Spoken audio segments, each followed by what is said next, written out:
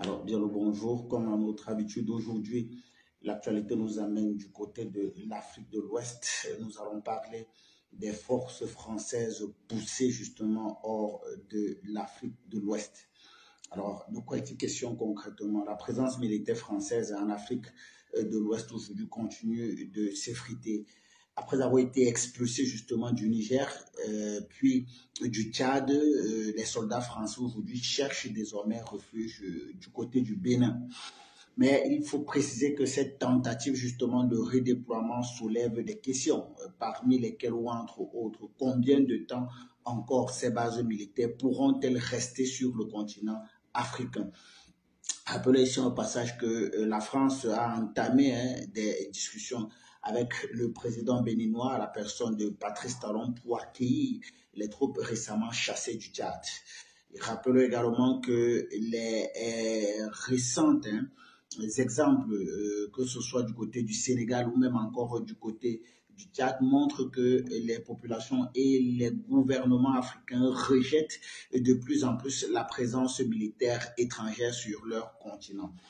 Il faut dire ici qu'une solution logique serait que ces forces retournent en France et donc cessent de vagabonder sur le continent africain.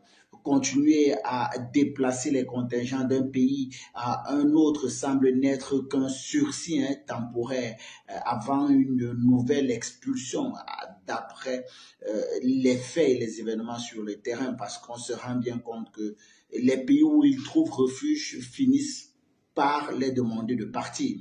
Et donc, les pays de la région comme le Mali, le Burkina et plus récemment encore le Sénégal ont montré qu'ils préfèrent prendre à main leur propre sécurité, car selon eux, des décennies de coopération militaire avec Paris n'ont pas permis d'endiguer le terrorisme encore moins les menaces sécuritaires qui pesaient sur ces pays-là. De plus, il faut préciser que les accusations selon lesquelles les bases françaises serviraient justement à maintenir la stabilité dans la région se multiplient. Rappelons au passage que le Tchad, malgré la présence des bases militaires françaises, était le pays au sein de la FMM qui subissait le plus d'attaques terroristes de la secte Boko Haram avec son lot de morts.